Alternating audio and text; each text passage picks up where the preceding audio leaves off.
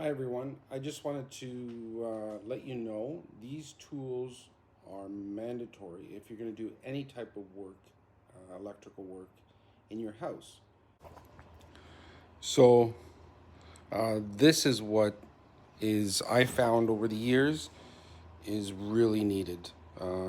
If you're an amateur and you're not an electrician, these are the tools that I recommend you buy. They're not too expensive. This one I use all the time. It's a Fluke Volt Alert, and you touch the wires, and it'll tell you if there's power, electricity in that box, or any wires you touch in the box. It'll make an audible alert and tell you that. This one, this this tool here, the GFI 3501 outlet tester. This tests outlets and it tells you by the indicators if you wired it correctly. So these two are necessary for sure. You always need electrical tape. This is really handy. I always struggled to, you know, get rid of the coating on the conductor wires. And as you can see here, it tell you what gauge to put the wire through. I normally use 14 gauge. That's where you see it's already used, the second hole to your left. And you just clamp down on the conductor wire and you push it, and it automatically pushes the insulation back, and you get a clean conductor, so it's ready to be attached in the box. And this is a cut. This also cuts copper if you need to shrink it. If it's too long, you can do that. Very useful tool. These three I love. I use all the time whenever I'm doing electrical work. You always need a nice, this is not really good.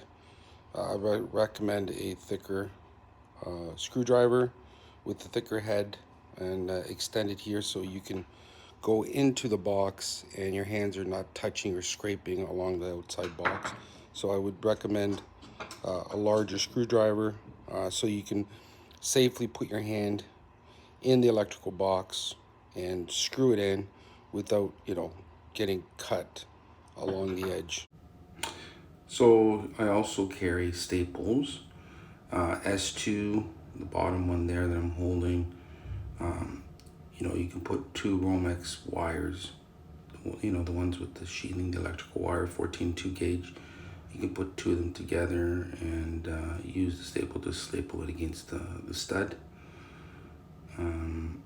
There's also S1 for a single Romex wire. That's that white wire with the sheath on it, and that's the electrical wire. You can staple that to the one. You can use the S1. I also carry different wire connectors. I found over the years that these pushing connectors are so convenient, and for the amateur it's great.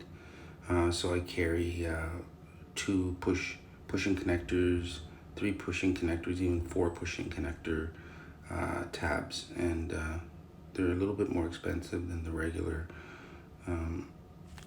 connectors that you see I'm holding there, but I always carry them. I have different sizes, and the reason why for that is pushing connectors can't be used for every situation.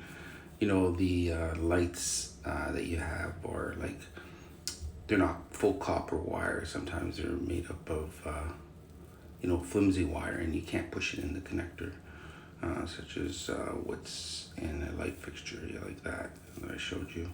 So yeah, that one I always have to use the regular connectors there. And I have different sizes just because depending on how many wires you have to put together, you may need a larger size there. So I keep various sizes.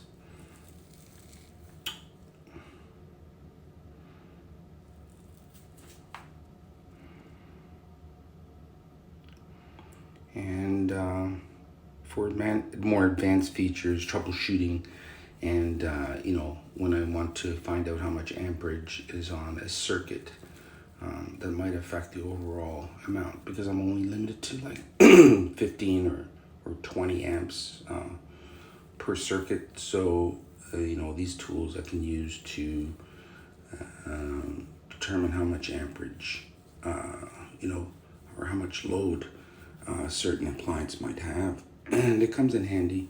I also use it for, if you ever wondered how much a certain appliance costs you, the wire splitter would give you the amperage, and knowing the voltage for the household, which is normally in the 120 range. Those are tools I use as well, but not as often. To summarize, these are the tools at the very least I would start off with to have in my toolbox if you're a homeowner. That's it. Bye.